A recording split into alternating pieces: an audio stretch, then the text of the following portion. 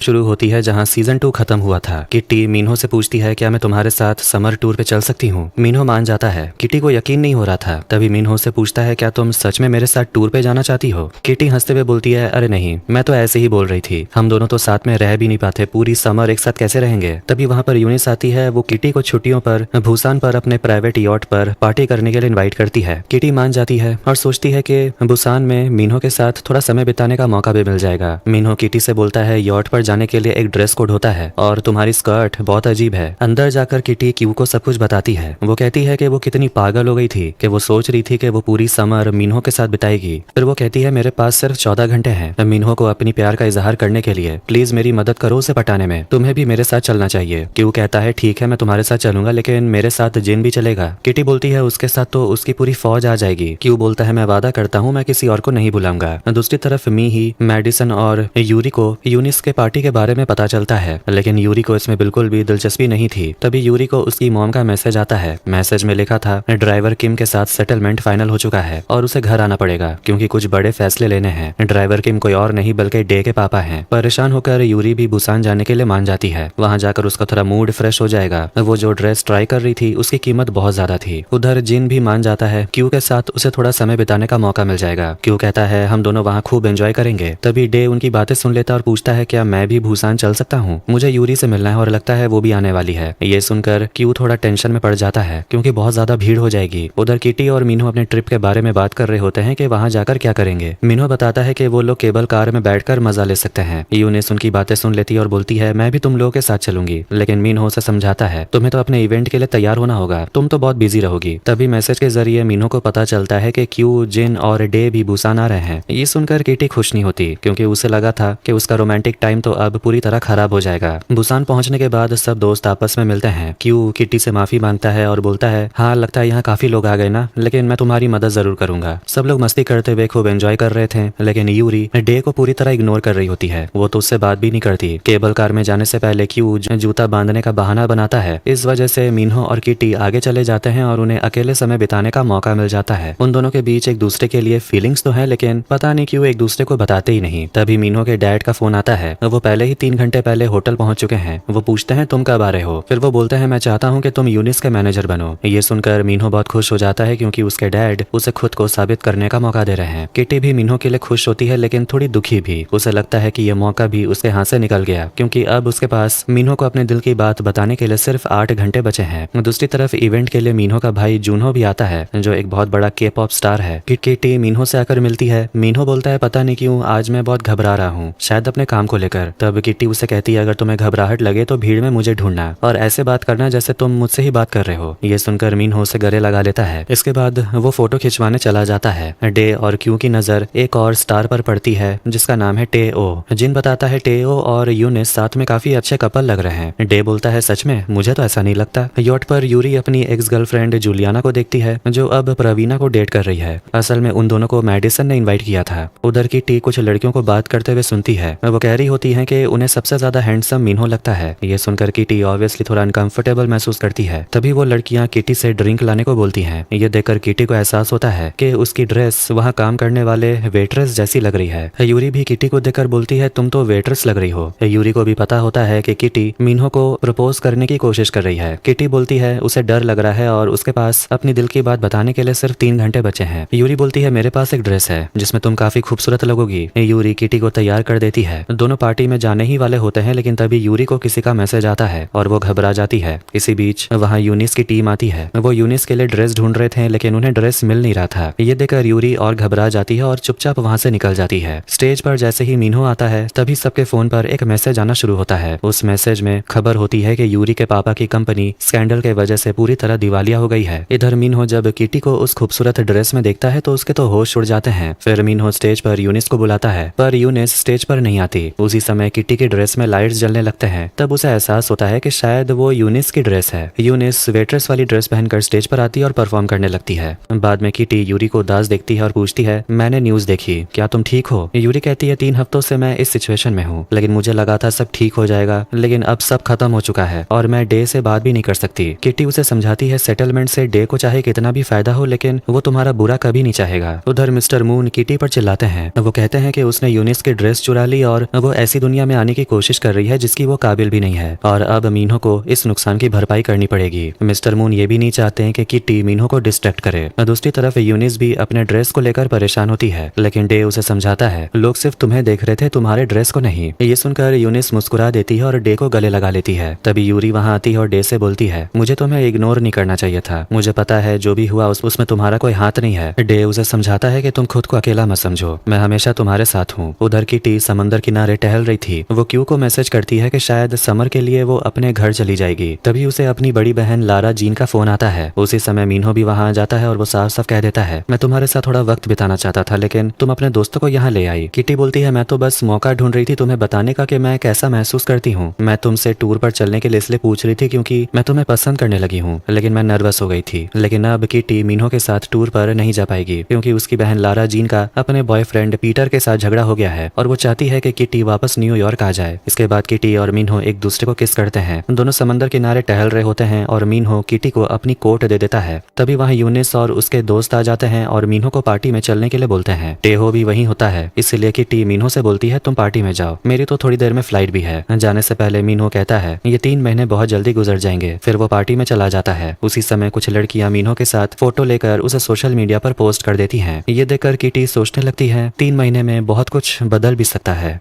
अब कहानी 3 महीने बाद की दिखाई जाती है और हम न्यूयॉर्क शहर को देखते हैं। किटी अपनी बड़ी बहन लारा जीन के साथ होती है। लारा किटी की फोटो देख रही थी और उसका इंस्टाग्राम प्रोफाइल भी चेक कर रही थी। उसे एक फोटो में किटी के हाथ के ऊपर किसी दूसरी लड़की का हाथ दिखाई देता है, लेकिन किटी बोलती है ये तो मेरा ही हाथ है। तब लारा समझ जाती है कि किटी मीनहो को जलाने की कोशिश कर रही है। किटी बोलती है पता नहीं, मीनहो तो हर दिन पार्टी कर रहा है और हम दोनों बात भी नहीं करते। मैं बस उसे दिखाना चाहती हूँ कि मेरी छुट्टियां भी अच्छी गुजर रही है। फिर लारा अपने बारे में बताने लगती है। वो कहती है कि उसके और पीटर के बीच भी कुछ भी कंपैटिबल नहीं है। पीटर कैलिफोर्निया में जॉब करता है और लारा किताब लिखती है और सारे पब्लिशिंग हाउस तो यहाँ न्यूयॉर्क में है, तो वो कैलिफोर्निया नहीं जा सकती। किटी उसे भरोसा दिलाती है कि सब ठीक हो जाएगा और लारा और पीटर कुछ न कुछ रास्ता निकाल ही लेंगे। लारा अपनी बहन से बोलती है तुम चली जाओगी तो मैं तुम्हें बहुत मिस करूंगी। मीनहो के साथ तुम्हारा जो भी है उससे पहले तुम्हें यह समझना होगा कि तुम्हारी अपनी भी कोई पहचान है। बस इस साल को खुलकर जीना। किटी को यकीन नहीं हो रहा था कि अब ये उसके स्कूल का आखिरी साल है और वो इस साल बहुत कुछ करना चाहती थी। लारा किटी को अपनी किताब गिफ्ट में देती और बोलती है बस ये आखिरी साल खुलकर जीना। तभी किटी को एक नोटिफिकेशन आता है, मीनहो ने उसके फोटो को लाइक की होती है। इसके बाद किटी कोरिया अपने स्कूल लौट आती है। वो इस साल को पूरी तरह खुलकर जीना चाहती थी, इसीलिए उसने सीनियर सनसेट लिस्ट बनाई है। ये सब वो अपनी कजन सिस्टर जीवन को बता रही थी। किटी बोलती है सबसे पहले मुझे अपने लिए कॉलेज चुनना है, उसके बाद मुझे अपनी फैमिली के साथ चुसॉक फेस्टिवल मनाना है और मुझे अपनी बड़ी नानी से कोरियन में बात करनी है। यहाँ ये भी पता चलता है कि जीवन अब उसी स्कूल में टीचर बन चुकी है। जीवन क्लास की तैयारी करने चली जाती है। इसके बाद किटी की मुलाकात करीब 3 महीनों बाद मीनहो से होती है। तभी कहानी में मारियस की एंट्री होती है जो मीनहो का दोस्त है। मीनहो और मारियस एक दूसरे को गले लगाते हैं और किटी भी मारियस से मिलती है। इसके बाद प्रिंसिपल किटी से बोलते हैं कि अब तुम सीनियर ईयर में आ गई हो, इसलिए पढ़ाई पर ध्यान दो क्योंकि पढ़ाई में तुम सबसे पीछे हो। वो आगे कहते हैं कि एक्सचेंज स्टूडेंट होने की वजह से किटी में कुछ कमियां रह गई थी, लेकिन अगर उसे ग्रेजुएट होना है तो उसे यहाँ की रिक्वायरमेंट्स पूरी करनी होंगी, इसलिए वो उसे कोरियन सब्जेक्ट लेने को बोलते हैं। प्रिंसिपल बोलते हैं कि आज रात से रजिस्ट्रेशन शुरू होगा, इसलिए समय पर आ जाना। उधर मीनहो मारियस को अपने और किटी के बीच की सिचुएशन के बारे में बता रहा होता है। तभी वहाँ बाकी दोस्त भी आ जाते हैं। डे मारियस से मिलकर काफी खुश था, लेकिन मारियस और क्यू एक दूसरे को देखकर थोड़ा अजीब सा रिएक्ट करते हैं। बातों बातों में क्यू एक खुशखबरी देता है कि उसे यूएससी में एडमिशन मिल गया है, जहाँ वो हमेशा से जाना चाहता था। सब दोस्त बैठकर बातें करते हैं। क्यू ये भी बता देता है कि वो अब जिन को डेट कर रहा है और दोनों सीनियर ईयर शुरू करने के लिए काफी खुश हैं। किटी बोलती है सीनियर ईयर की शुरुआत उन्हें सनराइज देखने जाना चाहिए, लेकिन मारियस बोलता है कि उन्हें सीनियर लाउंज जाना चाहिए और वहाँ पार्टी करनी चाहिए। सनराइज तो बोरिंग है। पार्टी के लिए सभी एक्साइटेड हो जाते हैं, लेकिन किटी थोड़ी गुस्से में होती है और सभी दोस्तों को सनराइज देखने के लिए इनवाइट करती है। भले ही मारियस को उसका प्लान बोरिंग लग रहा था। तभी क्यू बताता है कि उसके और मारियस के बीच सब कुछ इतना ऑकवर्ड क्यों है। वो बताता है कि सेकंड ईयर में दोनों छुप छुप कर हुकअप करते थे और उस समय मारियस एक लड़की को डेट भी कर रहा था। ये सुनकर किटी हैरान रह जाती है। इसके बाद किटी यूरी से मिलने जाती है। यूरी अपना सामान पैक कर रही थी। वो कहती है कि अब वो इस जगह को अफोर्ड नहीं कर सकती। किटी बोलती है तुम अपने ये महंगे कपड़े बेच भी सकती हो,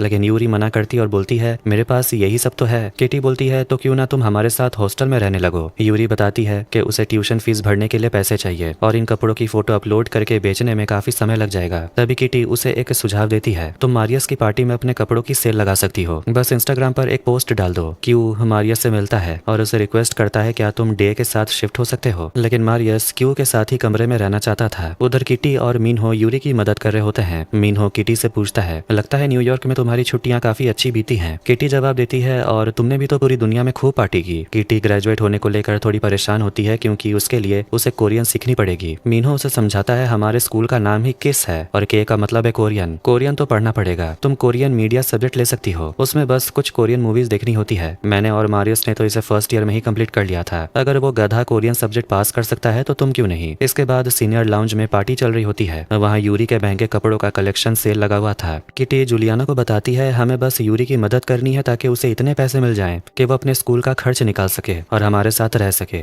डे यूरी को संभालने आता है क्योंकि यूरी को अपनी सारी कीमती चीजें बेचनी पड़ रही थी। यूरी कहती है, अब क्या करे, ये तो बस सामान है। उधर किटी क्यू से बात करती और पूछती है, क्या तुमने मारियस को अपने कमरे से बाहर निकाला। क्यू डरता है कि अगर उसने ऐसा किया तो मारियस जिन को सब कुछ बता देगा। किटी उसे समझाती है, जिन तुमसे सच्चा प्यार करता है, तुम खुद उसे सच बता दो और मारियस को तुम्हें मैनिपुलेट करने मत दो। गुस्से में किटी मारियस के पास जाती है और बोलती है, क्यों ना हम दोनों एक गेम खेलें। अगर मैं जीत गई तो तुम अपना रूम बदल लोगे और क्यू को हमेशा के लिए अकेला छोड़ दोगे। उधर क्यू जिन को अपने और मारियस के बारे में सब कुछ बता देता है। जिन उसकी बात समझता है और बोलता है, ये तो पास्ट की बातें हैं, इन्हें भूल जाओ। दूसरी तरफ किटी और मारियस के बीच में गेम चल रहा होता है। इसी दौरान यूरी अपनी कीमती बूट्स मेडिसन को 5 लाख में बेचने के लिए मान जाती है, जबकि उसके लिए ये बहुत मुश्किल फैसला था। डे ये सब देख रहा था और उसे काफी बुरा लग रहा था। आखिर में मारियस किटी को गेम में हरा देता है। जैसे ही किटी उदास होकर बाहर आती है, जीवोन उसे डांटने लगती है। जीवोन बोलती है, तुम सब पार्टी कर रहे हो और ड्रिंक कर रहे हो, तुम तो अंडर एज हो। मैं तुम्हारी बहन हूँ, इसका मतलब ये नहीं कि तुम मेरा फायदा उठाओ। तुम्हारे पास 5 मिनट है, इससे पहले कि मैं प्रिंसिपल को यहाँ बुला लूँ। पार्टी जल्दी से खत्म करो। किटी अंदर जाती है और बोलती है, पार्टी खत्म। ये सुनते ही सभी लोग वहाँ से भागने लगते हैं। किटी उदास होकर अपने कमरे में जा रही होती है। मिन्हो उसके पीछे जाता है। किटी बोलती है, मैंने सोचा था कि इस साल को अपने हिसाब से जीऊंगी, लेकिन शुरू से ही सब कुछ मेरे खिलाफ हो रहा है। पढ़ाई में मैं पीछे हूँ और तुम भी मारियस के साथ पार्टी करने में लगे हुए हो। मिन्हो अपनी गलती मानता है और बोलता है, मानता हूँ कि मैं थोड़ा बहक गया था और उसके साथ पार्टी करने लगा, लेकिन मेरे लिए भी ये सीनियर ईयर है। किटी बोलती है, वही तो मैं कह रही हूँ, हमारे पास ज्यादा समय नहीं है। मुझे लगा कि हम दोस्त से कुछ ज्यादा हैं, लेकिन शायद मैं गलत थी। ये कहकर किटी उदास होकर अपने कमरे में चली जाती है। आधी रात में उसे याद आता है कि उसे अपने कोरियन क्लास के लिए रजिस्ट्रेशन करना था, लेकिन तब तक सारे इजी कोरियन क्लासेस रजिस्ट्रेशन भर चुकी होती हैं। सिर्फ कोरियन लिटरेचर बचा हुआ था, जो सबसे कठिन सब्जेक्ट होता है। सुबह होते ही यूरी किटी को छत पर आने को बोलता है। सभी दोस्त वहाँ पर इकट्ठा होते हैं। मीनो ने सभी के लिए सनराइज देखने का इंतजाम किया था। किटी ये देखकर खुश हो जाती है। यूरी खुशखबरी देती है कि वो अपना लास्ट ईयर यहीं बिताएगी। ये सब कुछ उसकी सेल के वजह से हुआ, यानी किटी की वजह से। अब यूरी जूलियाना के कमरे में रहने वाली है, जिससे शायद उसकी गर्लफ्रेंड प्रवीणा खुश नहीं थी। उधर डे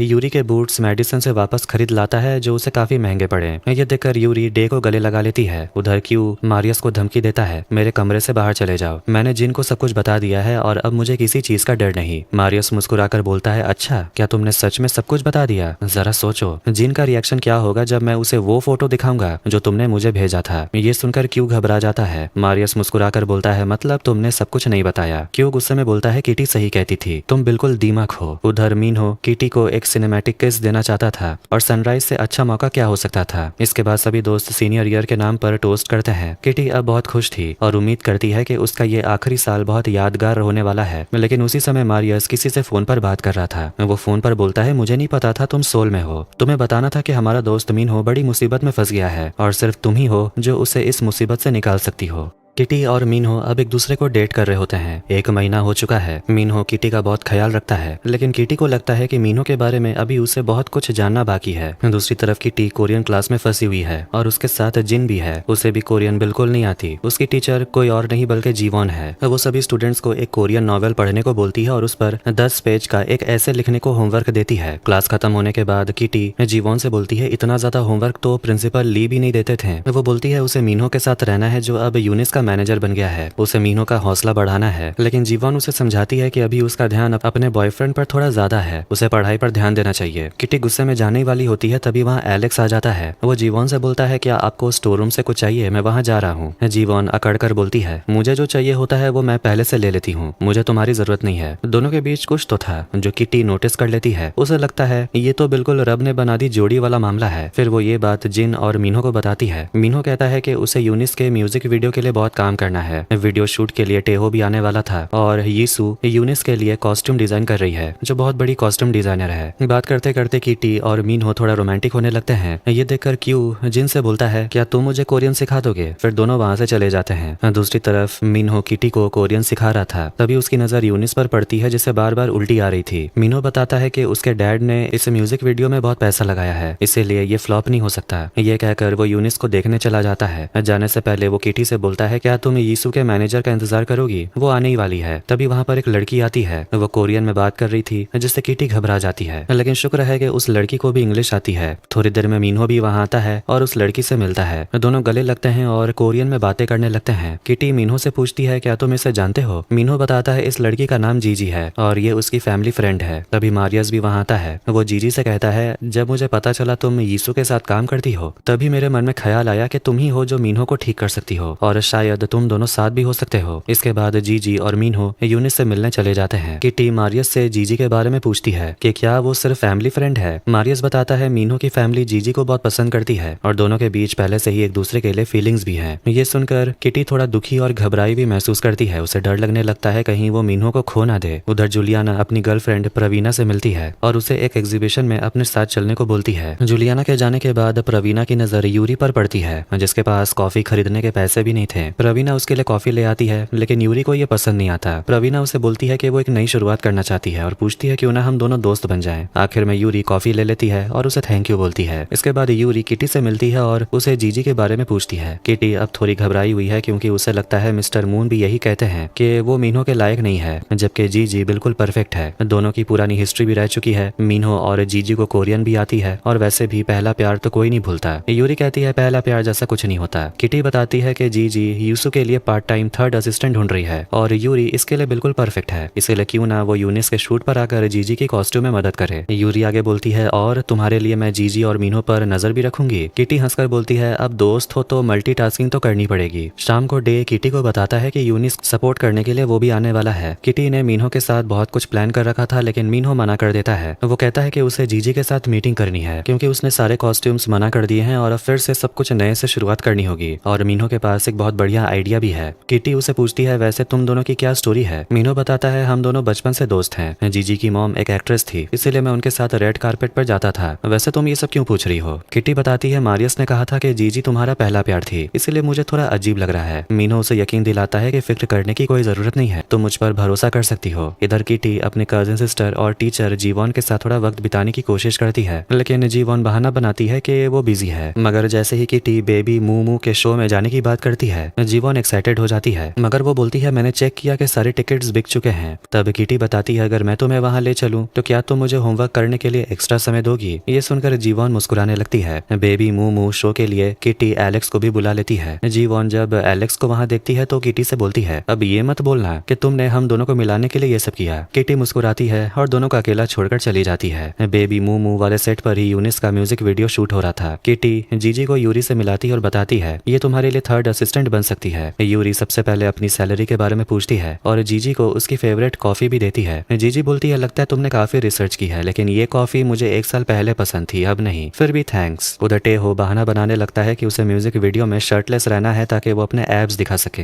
यीशु ने उसके लिए खास टैंक टॉप बनाया था, लेकिन टेहो उसे पहनना नहीं चाहता। इसी दौरान क्यू की टक्कर मारियस से हो जाती है। दोनों के बीच में फिर से नोकझोंक शुरू हो जाती है। क्यू को मारियस बिल्कुल भी पसंद नहीं है। म्यूजिक वीडियो की शूटिंग के दौरान यूनिस का मूड ठीक नहीं होता। जीजी से मिन्हो को पता चलता है कि शायद टूर के दौरान यूनिस और टेहो के बीच कुछ तो हुआ है, शायद दोनों ने हुकअप किया है। इसी बीच यूनिस अजीब तरह से बर्ताव कर रही थी। उधर किटी अकेले बेबी मूमू को देख रही होती है, तभी क्यू आकर उसे पूछता है कि आखिर हुआ क्या। किटी बताती है कि जीजी मिन्हो का पहला प्यार थी। क्यू बोलता है, डे भी तो तुम्हारा पहला प्यार था, इससे क्या फर्क पड़ता है, तुमने भी तो आगे बढ़कर नई शुरुआत की। लेकिन किटी बोलती है, उसे लगता है कि जीजी और मिन्हो के बीच अभी भी कुछ कनेक्शन है। बात करते करते दोनों को समझ आता है कि मारियस मिन्हो और जीजी के दिमाग से खेल रहा है। किटी तय करती है कि वो मारियस का प्लान सफल होने नहीं देगी। इसी बीच क्यू किटी से उस फोटो के बारे में बात करता है जो उसने मारियस को भेजी थी। उसे उसका बहुत पछतावा है, अगर जिन को ये सब पता चल गया तो बहुत बड़ी प्रॉब्लम हो जाएगी। किटी उसे सलाह देती है कि इस बारे में तुम खुद जिन को बता दो। इसके बाद क्यू जिन को मैसेज कर देता है। उधर यूरी सिल्क कॉस्ट्यूम के ऊपर गर्म आयरन चला रही होती है। ये देखकर जीजी उसे रोकती है और बोलती है, इससे तो तुमने पूरा कॉस्ट्यूम ही खराब कर दिया। मुझे पता है तुम मदद करना चाहती हो, लेकिन प्लीज ऐसा मत करो। डे यूनिस के लिए मैकरोन्स लेकर आया था ताकि उसका हौसला बढ़ा सके। वो यूरी को उदास देकर पूछता है क्या तुम ठीक हो? यूरी कहती है उसे नहीं लगता कि वो जॉब कर पाएगी। इसी दौरान क्यू सेट पर सभी लोगों के फोन इकट्ठा करने लगता है। ड्रिंक देने के दौरान किटी गलती से यूनिस के ड्रेस पर ड्रिंक गिरा देती है। ये देखकर सब घबरा जाते हैं कि अब दूसरा ड्रेस कहाँ से आएगा। तभी यूरी बोलती है वो ड्रेस ठीक कर देगी। जीजी मान जाती है क्योंकि और तो कोई रास्ता भी नहीं था। इधर क्यू मारियस पर चिल्लाता है कि तुमने जीजी को यहाँ सिर्फ इसीलिए बुलाया ताकि किटी और मीनहो एक ना हो सके। अब हम दोनों भी रिलेशनशिप में नहीं है, इसलिए मुझे अकेला छोड़ दो। मारियस उल्टा बोलने लगता है तुम्हारे दिल में अभी भी मेरे लिए फीलिंग्स हैं, बस तुम मानना नहीं चाहते। क्यू बिना कुछ बोले वहां से चला जाता है। इधर यूरी डे की शर्ट से यूनिस के लिए एक अच्छा सा ड्रेस बना देती है। ये देखकर जीजी काफी इंप्रेस होती है और कहती है वो यीशु के साथ उसकी मीटिंग सेट करवा सकती है। डे अभी भी मैकरोन्स लेकर यूनिस को ढूंढ रहा था। तभी मीनहो से रहा नहीं जाता और वो उसे कह देता है कि शायद टूर के दौरान यूनिस और टेहो के बीच कुछ तो हुआ था। शूटिंग खत्म होने के बाद मीनहो किटी से मिलता है और उसे भरोसा दिलाता है कि उसके और जीजी के बीच कुछ भी नहीं है। वो किटी के साथ स्पा डेट पर जाने के लिए भी तैयार हो जाता है। किटी बहुत खुश होती है लेकिन वो मना कर देती है। वो बोलती है कि उसे 10 पेज का ऐसे लिखना है। मीनो बोलता है वो उसकी मदद कर सकता है। इधर यूरी प्रवीणा को शूट पर हुई सारी बातें बता देती है। ये देखकर जूलियाना अपनी गर्लफ्रेंड से पूछती है लगता है तुम दोनों काफी अच्छे दोस्त बन गए हो, आखिर वहाँ हुआ क्या था? उधर किटी जीवन से मिलती है और पूछती है एलेक्स के साथ सब कैसा रहा? जीवन बताती है तुम्हारे जाते ही वो चला गया और तुम्हें शायद पता नहीं है कि इस स्कूल के 2 टीचर्स आपस में डेट नहीं कर सकते। ये बहुत बुरा आइडिया है, अगर प्रिंसिपल को पता चला तो वो हमें नौकरी से निकाल देंगे। वो किटी को डांटते हुए बोलती है अब ऐसी बेवकूफी मत करना और अपने पढ़ाई पर ध्यान दो। तुम अपने बॉयफ्रेंड के साथ जरूरत से ज्यादा समय बिता रही हो। एलेक्स के साथ मुझे सेट करके तुमने मेरी जॉब खतरे में डाली है, इसलिए मुझे अब तुम्हें सब कुछ सिखाना पड़ेगा और अब तुम 10 पेज की जगह 20 पेज का ऐसे लिखोगी। ये सुनकर किटी घबरा जाती है और सोचने लगती है कि अब वो क्या करेगी।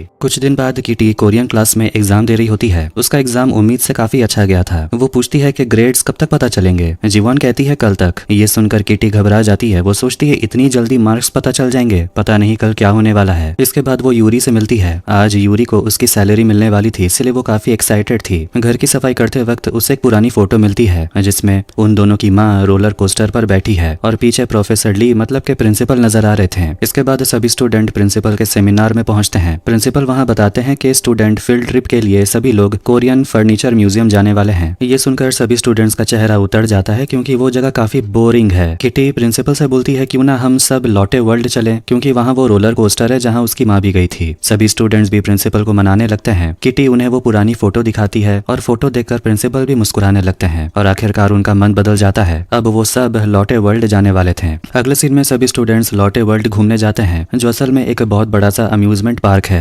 मारियस क्यू के पीछे पड़ा हुआ था। उधर यूरी को उसकी पहली सैलरी मिल जाती है लेकिन वो उसके उम्मीद के मुताबिक बहुत कम थी। जूलियाना उसे समझाती है कहीं ना कहीं से तो शुरुआत करनी पड़ती है। इसी बीच यूनिस खुशी से सबको बताती है कि उसका म्यूजिक वीडियो टॉप 10 में रैंक कर रहा है। मीनो को यकीन नहीं होता क्योंकि कल तक वो वीडियो 78 नंबर पर था। यूनिस ये भी बताती है कि जेनी ने उसे इंस्टाग्राम पर फॉलो भी किया है। ये सुनकर मीनो बहुत खुश हो जाता है कि म्यूजिक वीडियो सुपरहिट हो चुका है। फिर वो किटी से पूछता है क्या तुम अगले साल न्यूयॉर्क वापस जाओगी या यही रहने का सोच रही हो? किटी सोचने लगती है कि अगर वो यहीं रहेगी तो कॉलेज भी कर सकती है, अपने कोरियन परिवार के साथ रह सकती है और मीनो के साथ भी ज्यादा समय बिता सकती है। इसके बाद सभी स्टूडेंट्स रोलर कोस्टर पर जाते हैं और इधर उधर घूमने लगते हैं। जीवन और एलेक्स बच्चों को संभालने में लगे हुए थे। दूसरी तरफ सभी लोग यूनिस को पहचानने लगते हैं, इसलिए सभी स्टूडेंट्स को वीआईपी ट्रीटमेंट मिलने लगता है और उन्हें फ्री में राइड्स एंजॉय करने का मौका भी मिलता है। थोड़ी देर बाद जीवन और एलेक्स फिर से बच्चों को खो देते हैं। एलेक्स कहता है उन्हें जाने दो, हम भी दोनों थोड़ा एंजॉय कर लेते हैं। जीवन उसे समझाती है हम बच्चे नहीं हैं, यहाँ हम बच्चों का ख्याल रखने आए हैं। एलेक्स बोलता है बस एक राइड प्लीज। उधर की टी रोलर कोस्टर पर जाने से थोड़ा डर रही थी। मीनो इस बात को लेकर उसे छेड़ता रहता है और मजाक उड़ाता है। जूलियाना यूरी से बात कर रही थी, तभी उसे एहसास होता है कि यूरी और प्रवीणा शायद एक दूसरे के काफी अच्छे दोस्त बन गए हैं, क्योंकि जो बातें प्रवीणा ने कभी जूलियाना को नहीं बताई वो यूरी को पता है। डे यूरी को राइड पर चलने के लिए बोलता है लेकिन यूरी के पास पैसे नहीं होते। वो सोचती है पता नहीं वो फिर से अमीर कब बनेगी। तब डे अपने पैसों से उसे राइड पर ले जाता है। किटी देखती है कि रोलर कोस्टर से उतरने के बाद कई लोग उल्टी कर रहे थे। ये देखकर तो वो और भी डर जाती है। वो सोचने लगती है कि अगर राइड के दौरान सेफ्टी बेल्ट टूट गई तो क्या होगा। इधर सब अपने अपने तरीके से मजे कर रहे थे। एलेक्स और जीवन भी स्कूल यूनिफॉर्म पहनकर इधर उधर घूमने लगते हैं। दूसरी तरफ क्यू जिन से बात कर रहा होता है। वो पूछता है क्या तुम्हें कभी रनिंग ट्रैक की याद नहीं आती? अब तुम आगे क्या करने का सोच रहे हो? जिन कहता है कि एक्सीडेंट के बाद उसे अंदर से खाली खाली सा लगता है। उसे लगता है वो शायद कभी दोबारा रनिंग कर नहीं पाएगा। क्यू उसे दिलासा देता है और बोलता है तुम चाहे जो भी हासिल करना चाहोगे मैं हमेशा तुम्हारे साथ रहूंगा, क्योंकि मैं तुमसे प्यार करता हूँ। जिन मुस्कुराकर बोलता है मैं भी तुमसे प्यार करता हूँ। दोनों एक दूसरे को किस करते हैं और मारियस मारियस दूर खड़ा ये सब देख रहा था। उधर सभी स्टूडेंट्स अपना रिजल्ट चेक करते हैं। किटी रिजल्ट पर क्लिक करने से पहले अपने दोस्तों को देखती है और सोचती है कि उसे थोड़ा यहाँ और वक्त बिताना चाहिए। अचानक किटी वहां से चली जाती है। किसी को समझ नहीं आता कि आखिर हुआ क्या। बाहर उसे मारियस अकेला बैठा हुआ मिलता है। मारियस उसे समझाता है, मुझे पता है तुम मुझे विलन मानती हो, लेकिन मैं इतना बुरा भी नहीं हूँ। किटी बोलती है, तुम्हारे काम तो वैसे ही होते हैं। जब से तुम आए हो मेरे और मीनहो के रिश्ते को बिगाड़ने में लगे हुए हो। मारियस कहता है, तुम भी तो मेरे और क्यू के बीच आ रही हो। फिर वो बताता है कि हमारे बीच सब कुछ पहले से ही बिगड़ चुका था, लेकिन तुम ये बात कभी नहीं समझोगी। किटी कहती है, मैं समझ सकती हूँ। मैं भी पहले डे को डेट करती थी, उसके बाद मैंने यूरी को किस किया जो उस समय जूलियाना के साथ थी। फिर मैंने प्रवीणा को डेट किया। जब मैं इन सब बातों को सोचती हूँ तो लगता है इंसान अपनी गलतियों से ही तो आगे बढ़ते हैं, लेकिन अगर मैं मिड टर्म में फेल हो गई तो मुझे सोल हमेशा के लिए छोड़ना पड़ेगा। फिर कोरिया में अपना भविष्य बनाने का सपना भी खत्म हो जाएगा। लेकिन मेरे दोस्त तो यही है और मीनहो भी। इसीलिए हिम्मत जुटाकर किट्टी अपना रिजल्ट देखती है और खुश हो जाती है क्योंकि वो पास हो गई थी। खुशी खुशी में वो मीनहो को यह खबर बताने जाती है। जाने से पहले वो मारियस से कहती है कि तुम्हें समझने में मैंने थोड़ी जल्दबाजी कर दी। फिर वो मीनहो को बताती है कि वो पास हो गई। मीनहो बहुत खुश होता है और कहता है, इसका मतलब अब हम सब साथ रह सकते हैं ना। इसके बाद किटी अपने दोस्तों के साथ रोलर कोस्टर पर बैठती है और राइड का मजा लेती है। राइड के बाद यूनिस को उल्टी होने लगती है और लोग उसकी फोटो लेने लगते हैं। दूसरी तरफ जीवॉन को एलेक्स के साथ थोड़ी बचकानी हरकतें करके काफी अच्छा लगता है, लेकिन फिर वो यूनिस का ख्याल रखने के लिए चली जाती है। इसके बाद सब लोग बस में बैठ जाते हैं। मारियस क्यू से बात करने की कोशिश करता है। वो कहता है, मुझे पता है कि तुम्हें जिन पसंद है और जब से मैं आया हूँ मैं तुम्हें परेशान कर रहा हूँ, लेकिन सच यह है कि मैं अपने पास्ट से बाहर निकल नहीं पा रहा। असली वजह यह है कि मैं वापस तुम्हारी वजह से आया हूँ। उधर यूरी डे के पास आकर बैठती है। उसे परेशान देखकर बोलती है कि मुझे पता है तुम सोल नेशनल यूनिवर्सिटी जाना चाहते हो, लेकिन तुम्हारे पास और भी बहुत सारे ऑप्शन हैं। तुम्हारे तो हर सब्जेक्ट्स में ए ग्रेड मिले हैं। आज मेरे पास पैसे नहीं है, लेकिन सच कहूँ तो आज मुझे लगा कि कम पैसों में भी खुशी मिल सकती है। यूरी किटी को अपने और अपने दोस्तों की रोलर कोस्टर वाली फोटो दिखाती है जो बिल्कुल किटी की माँ वाली फोटो जैसी लग रही थी। वापस लौटने के बाद मीनहो और किटी साथ में थोड़ा वक्त बिताने का प्लान बनाते हैं। तभी मीनहो को यूनिस का मैसेज आता है। वो उससे मिलना चाहती है और बहुत जरूरी बात बताना चाहती है। किटी मीनहो की बात समझ जाती है और उसे जाने के लिए बोलती है। आज किटी का मूड बहुत अच्छा था क्योंकि उसने आज बहुत सारी अच्छी यादें बनाई थी जिन्हें वो कभी नहीं भूलेगी। उसे लगने लगता है कि कोरिया ही उसका अपना घर है और उसके दोस्त ही उसकी फैमिली, और मीनहो के बिना तो उसका सफर ही अधूरा है। उधर यूनिस रोते हुए मीनहो को बताती है कि शायद वो प्रेग्नेंट है। मीनहो को पेरिस की वो रात याद आ जाती है और वो यूनिस को गले लगा लेता है। तभी किटी खिड़की से ये सब देख लेती है और वो चुपचाप खड़ी रह जाती है, कुछ कर नहीं पाती। अब इसके बाद एक और मजेदार सीन देखते हैं। किटी एक पार्टी में पहुंचती है। वहां वो मीनहो और यूनिस को रोमांस करते हुए देख लेती है। किटी अंदर जाने वाली होती है, लेकिन उसे पार्टी में आने से रोक दिया जाता है। वो दूर खड़ी होकर हैरानी से देखती रहती है और तभी मीनहो और यूनिस एक दूसरे को किस करते हैं। ये देखकर किटी इतना घबरा जाती है और अचानक उसकी नींद खुल जाती है। असल में वो सब सपना देख रही थी। उसके सामने यूरी बैठी होती है। यूरी भी उसकी बातें सुनकर बोलती है, आजकल तुम बहुत अजीब अजीब बातें सोच रही हो। किटी बताती है, कल रात उसने मीनहो को यूनिस के साथ देखा था। दोनों एक दूसरे से गले मिले हुए थे और वो दोस्त की तरह नहीं बल्कि कुछ ज्यादा ही करीब लग रहे थे। यूरी कहती है, शायद तुम जरूरत से ज्यादा सोच रही हो। तभी यूरी के पास यीशु का मैसेज आता है और वो उसे मीटिंग के लिए अपने ऑफिस बुलाती है। चूसॉक फेस्टिवल के लिए 3 दिन की छुट्टी चल रही थी, लेकिन यूरी को छुट्टी की चिंता नहीं थी। वो फिलहाल अपने करियर पर ध्यान देना चाहती थी। इधर चूसॉक फेस्टिवल आने वाला था।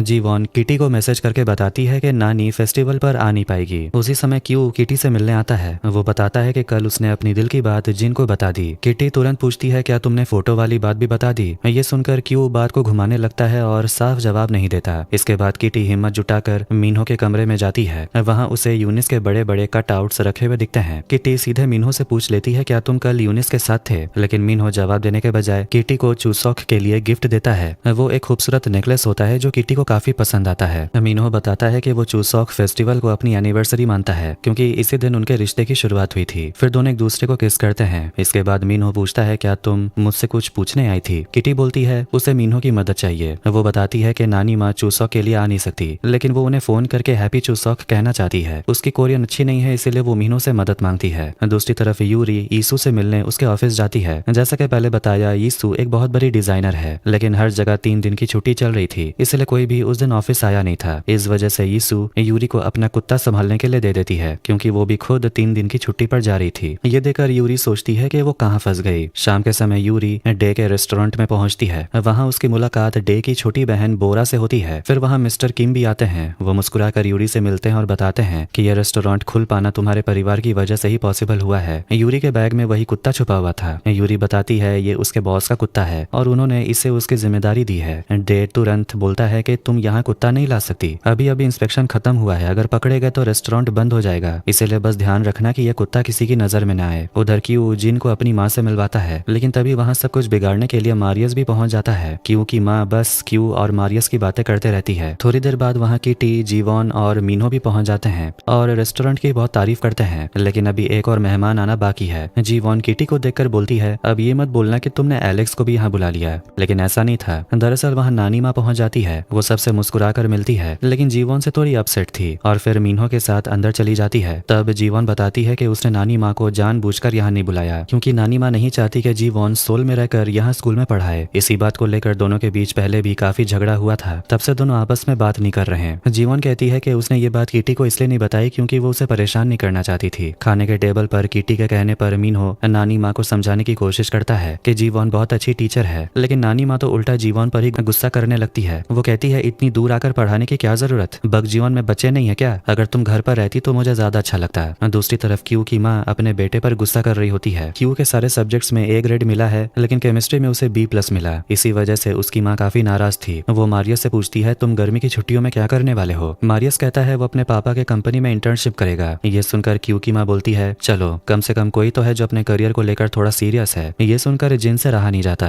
वो क्यू की माँ को काफी सुनाता है। वो कहता है कि आपका बेटा क्लास का टॉपर है और उसे इतने बड़े कॉलेज USC में एडमिशन भी मिल गया, फिर भी आपको ये सब कम लगता है। ये सुनकर वहाँ मौजूद लड़कियां भी जिन पर फिदा हो जाती है कि कैसे वो अपने बॉयफ्रेंड के लिए खड़ा हुआ। उधर नानी माँ और जीवॉन के बीच बहस चलती रहती है। तभी डे सबके सामने स्पीच देने आता है। वो बताता है कि रेस्टोरेंट खोलने का सपना उसकी माँ का था और आज वो सपना पूरा हुआ। ये सुनकर नानी माँ ताना मारते हुए बोलती है, अच्छा है, कम से कम किसी माँ को तो अपने बच्चे पर गर्व होगा। ये सुनकर जीवॉन का चेहरा उतर जाता है और वो गुस्से में वहां से चली जाती है। किटी उसे रोकने की कोशिश करती है, लेकिन जीवॉन नहीं रुकती। वो कहती है कि नानी माँ तब तक नहीं रुकेगी जब तक मैं अपनी जिंदगी उनके हिसाब से ना जीऊं, और वैसे भी ये मेरी प्रॉब्लम है। अब इसके बाद जब मीनो और किटी बाहर आते हैं तो यूनिस एक गाड़ी से उतरती है। उसे देखते ही मीडिया उसके पीछे पड़ जाती है। मीनो जो उसका मैनेजर है उसे बचाकर अंदर ले आता है। दोनों को करीब देखकर किटी फिर से थोड़ा अनकंफर्टेबल महसूस करती है। जब यूनिस रेस्टोरेंट के अंदर आती है तो बोरा उसे देखकर काफी एक्साइटेड हो जाती है, क्योंकि वो उसकी बहुत बड़ी फैन थी। बोरा उसके साथ फोटो खिंचवाना चाहती है, इसलिए किटी ही दोनों की फोटो खींचती है। उधर यूरी अचानक देखती है कि यीशु का कुत्ता उसके बैग से निकलकर भाग गया था। वो घबरा जाती है। तभी जूलियाना कहती है कि तुम बाहर जाकर देखो, हम लोग यहीं ढूंढते हैं। इसी बीच यूनिस मीनो से अकेले बात करती है। वो बहुत ज्यादा घबराई हुई थी, क्योंकि उसे समझ नहीं आ रहा कि वो अपनी प्रेगनेंसी के बारे में किसे बताए। मीनो उसे कहता है कि इस बारे में किसी को मत बताना। उधर यूरी छुप कर उनकी सारी बातें सुन लेती है। जब यूरी वापस अंदर आती है तो जूलियाना बताती है कि कुत्ता मिल गया और वो उसे वापस दे देती है। इसके बाद यूरी और किटी वॉशरूम में जाते हैं, जहाँ यूनिस पहले से मौजूद थी और रो रही थी। वो जल्दी से बाहर निकल आती है। तभी किटी और यूरी को वहाँ प्रेगनेंसी किट मिलती है, जिसमें पॉजिटिव रिजल्ट आया था। ये देखकर उन्हें समझ आ जाता है कि यूनिस प्रेग्नेंट है। ये सोचकर किटी घबरा जाती है। उसे समझ नहीं आता कि यूनिस और मीनो के बीच क्या चल रहा है, इसलिए वो सीधे मीनो से बात करने चली जाती है और उसे पूछती है, क्या यूनिस प्रेग्नेंट है। ये सुनकर मीनो घबरा जाता है। वो सच बताने ही वाला था, लेकिन उससे पहले ही किटी को लगने लगता है कि यूनिस को प्रेग्नेंट करने वाला मीनो ही है। इसलिए किटी बहुत गुस्सा हो जाती है। अंदर से वो पूरी तरह टूट चुकी थी। वो अपना नेकलेस उतार कर मीनो को लौटा देती है और गुस्से में वहां से चली जाती है। अंदर जाते समय उसकी मुलाकात जिन से होती है। किटी उसे कहती है, मीनो से बहुत कुछ छुपाता है। जिन बोलता है, मेरी भी हालत तुम्हारी जैसी है। किटी पूछती है, क्या क्यू ने तुम्हें मारियस वाली बात नहीं बताई। ये सुनकर जिन को गुस्सा आता है। वो सबके सामने क्यू से पूछने लगता है, आखिर तुम्हारे और मारियस के बीच क्या हुआ, मुझे अभी जानना है। जब मारियस बीच में आने लगता है तो जिन गुस्से में उसे मुक्का मारने वाला होता है, लेकिन क्यू बीच में आकर वो मुक्का खुद खा लेता है। जिन तुरंत माफी मांगता है और बोलता है कि मैं तुम्हें सपने में भी नुकसान नहीं पहुंचा सकता। तभी मारियस बोलता है, बस एक फोटो की ही तो बात है। जिन फिर से भड़क जाता है और नाराज होकर वहां से चला जाता है। ये सब देखकर किटी खुद को दोष देने लगती है कि उसकी वजह से सब कुछ खराब हो गया। उधर क्यू की माँ को भी समझ आ जाता है कि मारियस उसके बेटे के लिए दोस्त से बढ़कर था। वो क्यू से कहती है, पता नहीं क्यों तुम्हें हमेशा वही लोग पसंद आते हैं जो तुम्हें इस तरह से ट्रीट करते हैं। फिर वो बताती है कि कॉलेज के आखिरी साल में वो भी केमिस्ट्री में फेल हो गई थी। फिर वो पूरे हफ्ते सो नहीं पाई। एक मेडिकल स्टूडेंट और इमिग्रेंट फैमिली से होने के वजह से उसके मम्मी पापा ने कभी उसे ये नहीं कहा कि वो उस पर गर्व करते हैं, क्योंकि उन्हें लगता था कि अगर वो ऐसा कहेंगे तो उसकी माँ पढ़ाई में ढीली पड़ जाएगी। फिर वो रोते हुए कहती है, भले ही मैं अपना प्यार नहीं दिखाती हूँ, लेकिन ऐसा कभी नहीं हुआ कि मुझे तुम पर गर्व ना हुआ हो, और मैं जितना जिन को समझ पाई हूँ तुम उसी तरह के प्यार के हकदार हो। उधर किटी डे से बात करती है। तब उसे पता चलता है कि जब यूनिस पेरिस गई थी तब डे वहीं था। किटी पूछती है, क्या तुम्हारे और यूनिस के बीच कुछ हुआ।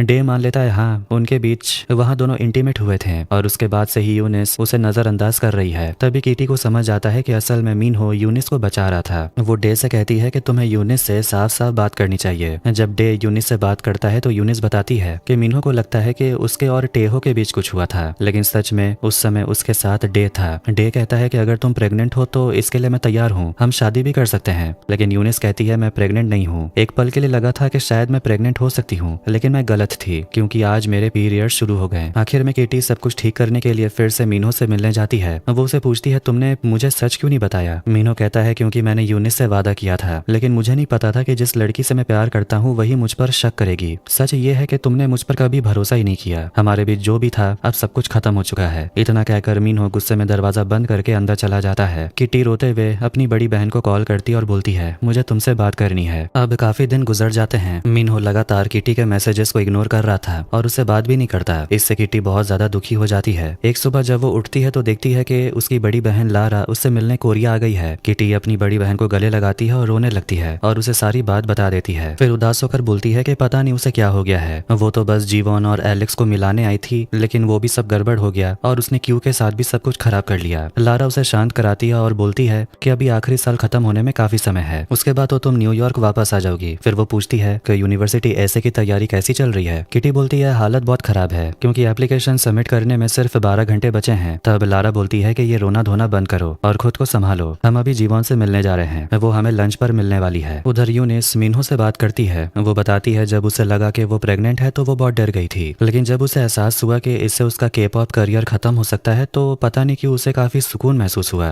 वो कहती है जब से वो फेमस हुई है तब से उसे हमेशा कैमरों के सामने झूठी जिंदगी जीनी पड़ती है। यूनिस मीनहो को उसको समझने के लिए थैंक यू बोलती है। वो कहती है कि तुम एक अच्छे मैनेजर हो लेकिन उससे भी अच्छे दोस्त हो। फिर वो उसे गले लगा लेती है। दूसरी तरफ मिस्टर मून अपने बेटे को डांट रहे होते हैं क्योंकि यूनिस बीच में ही कॉन्ट्रैक्ट खत्म कर रही थी। उसे अब के पॉप आइडल नहीं बनना। इस वजह से वो अपने बेटे को नौकरी से निकाल देते हैं क्योंकि उनके हिसाब से मीनहो काम ठीक से संभाल नहीं पाया। उधर क्यू डे से बात कर रहा होता है कि अब उसे क्या करना चाहिए। वो कहता है कि उसे किटी से बात नहीं करनी, बस किसी तरह अपने बॉयफ्रेंड के साथ उसे सब कुछ ठीक करना है। काम के दौरान जीजी यूरी की ड्रेस की तारीफ करती और बोलती है कि तुम अपना डिजाइन कॉन्टेस्ट में क्यों नहीं भेजती। तभी मीनहो वहां आता है। यूरी उसे समझाती है जो कुछ भी हुआ उसमें हम सबकी गलती है। किटी को भी अपने किए पर पछतावा है। इधर किटी और लारा शॉपिंग कर रही होती है। लारा बताती है कि पीटर उसे मिलने आने वाला है ताकि वो सब कुछ ठीक कर सके। उधर मारियस बाइक लेकर ऐसे ही घूमने निकलने वाला होता है। तभी क्यू उससे मिलने आता है। वो बताता है कि शायद अब उसके और जिन के बीच कुछ भी नहीं बचा। ये सुनकर मारियस उसे अपने साथ राइड पर चलने को बोलता है। दूसरी तरफ यूरी की दोस्ती जूलियाना और प्रवीणा से काफी अच्छी हो जाती है। यहाँ तक कि प्रवीणा यूरी के लिए सोफी नाम की लड़की के साथ एक डेट भी सेट कर देती है। इधर तीनों बहनें लंच पर मिलती हैं। लारा बताती है कि उसने अपने नॉवल पर काम पूरा कर लिया है। तभी अचानक वो अपने प्रेग्नेंट बॉस की बात करती है। ये सुनते ही अचानक जीवॉन अजीब तरह से बिहेव करने लगती है और फिर उठकर वॉशरूम चली जाती है। ये देखकर किटी को थोड़ा अजीब लगता है। तभी उसे याद आता है कि उसे वॉशरूम में एक प्रेगनेंसी किट मिला था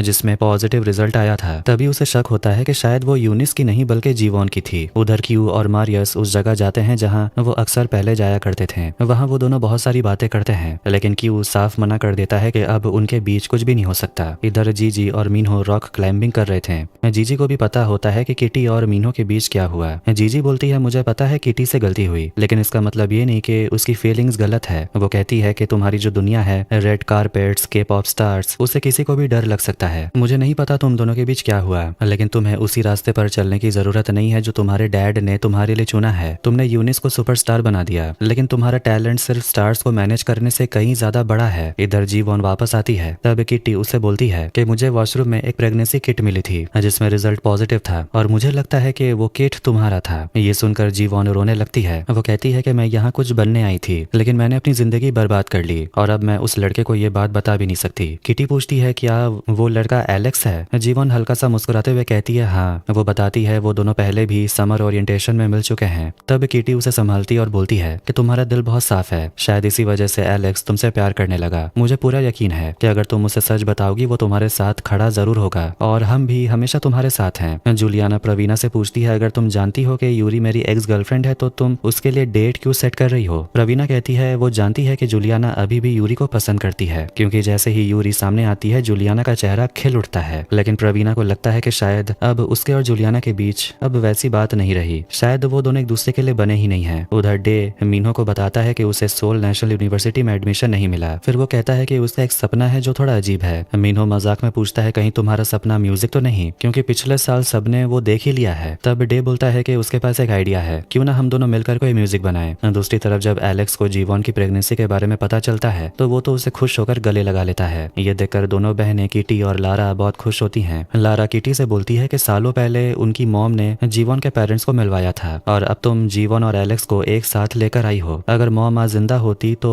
उन्हें तुम पर बहुत गर्व होता। तुम यहाँ अपनी कितनी शानदार जिंदगी बना ली हो और ये बहुत बड़ी बात है। मैं तो आज भी कहीं भी अकेले रहने से डरती हूँ, लेकिन तुम अपने देश से इतनी दूर आकर यहाँ अपनी दुनिया बना चुकी हो और लोगों की मदद करती हो। यही चीज तुम्हें सबसे ज्यादा खास बनाती है। इसके बाद किटी मुस्कुराते हुए अपने न्यूयॉर्क यूनिवर्सिटी वाला ऐसे लिखकर सबमिट कर देती है। इधर यूरी सोफी से मिलने डेट पर जाती है। ऐसे सबमिट करने के बाद किटी सोचने लगती है कि अगर उसे एडमिशन मिल गया तो उसे न्यूयॉर्क वापस जाना पड़ेगा। ये अच्छी बात होगी क्योंकि वो अपने परिवार के करीब रहेगी, लेकिन उसका मतलब ये भी होगा कि उसे यहाँ की सारी चीजें छोड़नी पड़ेगी और मीनहो को भी। तब लारा उसे बोलती है, मुझे नहीं पता कि तुम्हारा और मीनहो का क्या होगा और मुझे ये भी नहीं पता कि मेरा और पीटर का क्या होगा, लेकिन हम किसी के लिए अपनी जिंदगी तो नहीं रोक सकते। बस अपने दिल की सुनो और आगे बढ़ती रहो। इसीलिए किटी अपनी एप्लीकेशन सबमिट कर देती है। इधर यूरी डेट से वापस आती है और जूलियाना से मिलती है। दूसरी तरफ क्यू जिन से मिलने आता है, वो उसे सब कुछ सच सच बता देता है और बोलता है कि उससे बस एक बार गलती हो गई थी। जिन बोलता है, मुझसे वादा करो कि अब से तुम मुझसे कुछ भी छुपाओगे नहीं। लेकिन तभी क्यू बताता है कि वो अभी मारियस के साथ राइड पर गया था। जिन फिर से भड़क जाता है। वो कहता है कि मैं हमेशा इन प्यार व्यार वाले चक्करों से दूर रहता था, लेकिन तुम्हारी वजह से मैंने खुद को बदल लिया। अब मैं दोबारा ऐसा नहीं करूंगा। अगली सुबह लारा के जाने का समय हो जाता है। दोनों बहनें गले मिलती हैं और किटी अपने क्लासेस के लिए चली जाती है। तभी मीनहो लारा से मिलने आता है। वो पूछता है किटी कैसी है। लारा बोलती है, वो बिल्कुल ठीक है। मुझे लगा था कि मैं उसकी मदद करने आई हूँ, लेकिन जाते जाते तो वो मेरी इंस्पिरेशन बन गई। वो जिस किसी के साथ होती है उसके साथ अच्छा ही होता है। मीनहो मुस्कुराकर बोलता है, किटी वैसी ही है। इसके बाद लारा वापस न्यूयॉर्क चली जाती है।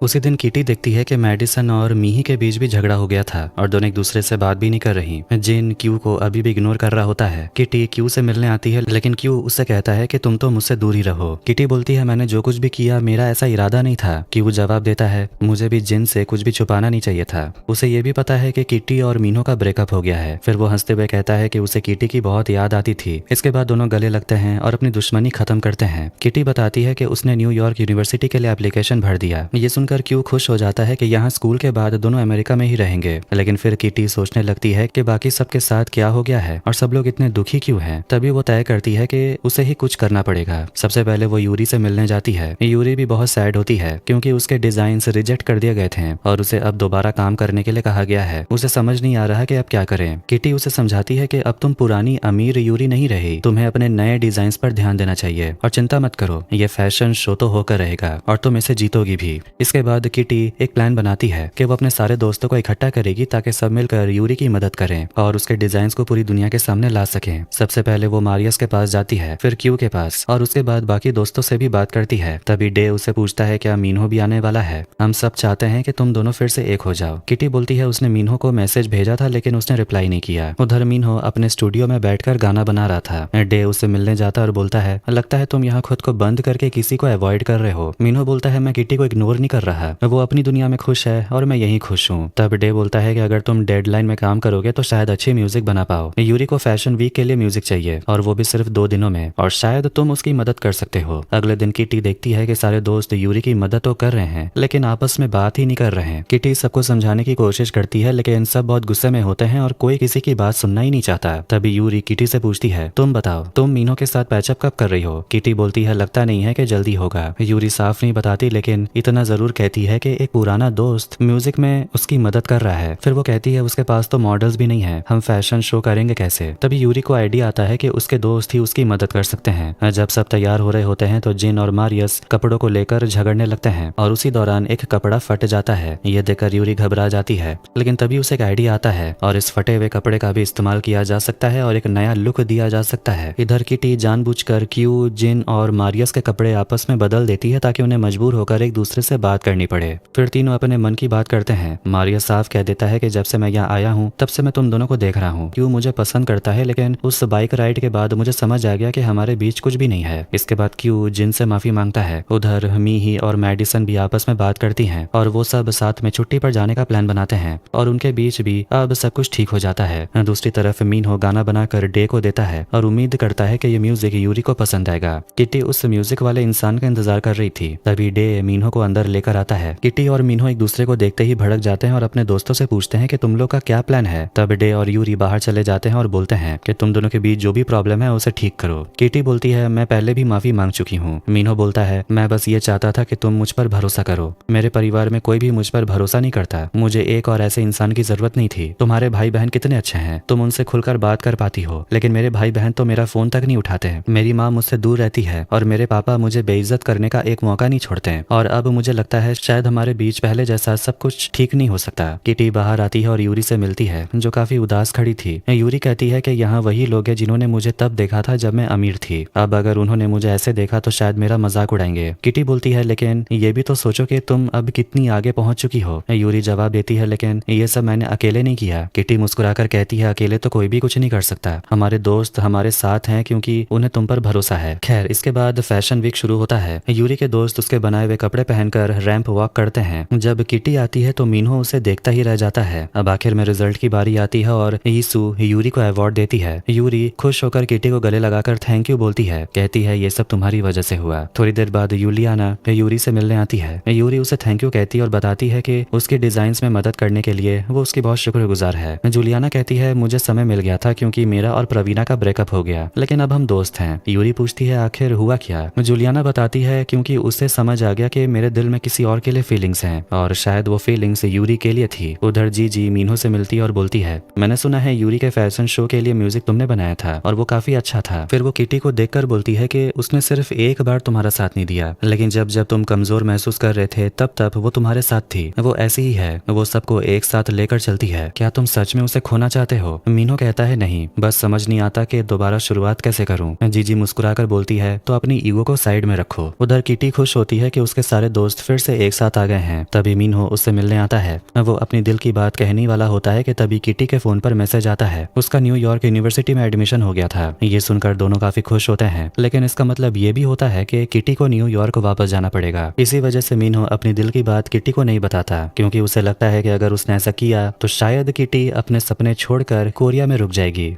अब इसके अगले सीन में किटी और यूरी को स्पा में देखते हैं। तभी किटी को उसके डैड का मैसेज आता है। उसके डैड ने किटी को उसके बर्थडे के लिए कुछ पैसे भेजे हैं, क्रिसमस पर घर आने के लिए पैसे भेजे हैं और यूनिवर्सिटी डिपॉजिट के लिए भी पैसे ट्रांसफर किए होते हैं। किटी ये सब देखकर काफी खुश होती है। वो यूरी से पूछती है क्या तुम्हारे और जूलियाना के बीच कुछ हुआ। यूरी हंसकर कहती है कुछ भी नहीं, अगर कुछ होता तो मैं अभी खुशी से आसमान पर होती। इसके बाद किटी अपने 18वें जन्मदिन के लिए प्लान बनाने लगती है। उसने अपने लिए एक नई ड्रेस भी खरीद ली है। किटी डे से मिलने जाती है और पूछती है क्या तुम मेरे बर्थडे पार्टी पर आओगे। डे कहता है कि उसे रेस्टोरेंट में बहुत काम है इसलिए वो नहीं आ पाएगा। क्यू भी आने से मना कर देता है। वो कहता है उसे भी जरूरी काम है। अब किटी सोचने लगती है अजीब है, आखिर सब लोग पार्टी में आने से मना क्यों कर रहे हैं। तभी उसे समझ आ जाता है कि शायद सब लोग मिलकर उसके लिए कोई सरप्राइज पार्टी प्लान कर रहे हैं। क्यू मुस्कुराकर बोलता है तुम हमेशा सब कुछ समझ जाती हो, अब पूछना बंद करो वरना सारा मजा खत्म हो जाएगा, बस इंतजार करो। मीनहो भी आने से मना कर देता है, बोलता है कि ठंड की छुट्टियां हैं इसलिए वो अपनी मॉम से मिलने जा रहा है और पार्टी में आ नहीं पाएगा। ये सुनकर किटी उदास होकर वहां से चली जाती है। उधर मारियस उनकी बातें सुन रहा था। वो मीनहो से पूछता है तुम अपनी दिल की बात उसे कब बताओगे। मीनहो कहता है मैं फैशन शो वाले दिन सब बताना चाहता था, लेकिन तभी उसे यूनिवर्सिटी से मेल आया। अब ये सब मायने नहीं रखता, उसने अपना फ्यूचर तय कर लिया है और वो खुश है। तभी मीनहो को यूनिस का मैसेज आता है जो उसे मिलना चाहती है। उधर एलेक्स किटी को प्रिंसिपल से बात करते हुए देखता है। उसे लगता है शायद उसके डैड को सब पता चल गया है, इसलिए वो अपने डैड को सारी सच्चाई बता देता है कि जीवन प्रेग्नेंट है और वो जल्द ही पिता बनने वाला है। वो ये भी कहता है कि वो इस जिम्मेदारी को उठाने के लिए तैयार है। ली सुनकर अपने बेटे के लिए खुश होते हैं, क्योंकि कम से कम एलेक्स अपने बच्चे के साथ रह पाएगा। भले ही ली एलेक्स के साथ रहकर उसका बचपन नहीं देख पाया था। एलेक्स अपने डैड से कहता है लेकिन आप भी हमारे साथ रह सकते हैं दादाजी बनकर। ये सुनकर ली मुस्कुरा देते हैं। उधर डे यूनिस से मिलने जाता है। यूनिस चाहती है कि किटी की बर्थडे पार्टी में डे उसके साथ डेट बनकर चले। तभी वहाँ मीनहो घबराया हुआ पहुंचता है और पूछता है आखिर बात क्या है। यूनिस बताती है कि SOS 911 नाम का एक गर्ल बैंड है और वो लोग चाहते हैं कि मीनहो उनका मैनेजर बने। उधर एलेक्स और जीवॉन किटी को साथ में बर्थडे विश करते हैं। एलेक्स बहुत खुश होता है कि उसके डैड जीवॉन की प्रेगनेंसी की खबर सुनकर भी खुश हैं, लेकिन स्कूल का नियम है कि वहाँ के टीचर्स एक दूसरे को डेट नहीं कर सकते। इसलिए एलेक्स ने फैसला किया है कि वो अपनी नौकरी छोड़ देगा, क्योंकि उसके लिए जीवॉन और उनका बच्चा बहुत ज्यादा जरूरी है। जीवॉन सोचने लगती है कि वो कैसी माँ बनेगी और ये खबर सुनकर उसकी दादी माँ क्या बोलेगी। उधर क्यू जिन से मिलने जाता है। जिन कॉलेज एप्लीकेशन भर रहा था, लेकिन उसके लिए मुश्किल है क्योंकि अब वो स्पोर्ट्स भी नहीं करता और पढ़ाई में भी थोड़ा कमजोर है। क्यू उसे किटी की बर्थडे पार्टी में आने के लिए बोलता है। इधर जीवॉन हिम्मत करके अपनी ग्रैंड मदर को एलेक्स से मिलवाती है और बता देती है कि वो प्रेग्नेंट है। ये सुनकर दादी माँ रोने लगती और बोलती है, अगर बच्चा ही पैदा करना था तो हमारे गाँव में भी तो कर सकती थी। जीवॉन परेशान होकर बोलती है, आप मुझे अपनी जिंदगी अपने तरीके से जीने क्यों नहीं देती। तभी किटी कोरियन में अपनी नानी को समझाती है कि एलेक्स और जीवॉन एक दूसरे के लिए बिल्कुल परफेक्ट हैं। एलेक्स जीवॉन का बहुत अच्छा ख्याल रखेगा, जैसे जीवॉन आपका ख्याल रखती थी। ये सुनकर नानी माँ किटी से बोलती है, तुम तो बहुत अच्छी कोरियन बोलने लगी हो और काफी समझदार भी हो गई हो। फिर वो खुशी खुशी एलेक्स को भी अपना लेती है। ये देखकर सब बहुत खुश होते हैं। शाम हो चुकी थी और क्यू सबको आधे घंटे में आने के लिए बुला रहा था। तभी लारा जीन किटी को कॉल करके बर्थडे विश करती है। वो एक और खुशखबरी देती है कि उसने अपनी बुक अपने बॉस को दिखाई और उसने उसकी लिखी हुई किताब बहुत पसंद आई है। अब आखिरकार उसकी किताब पब्लिश होने वाली है। वो बताती है कि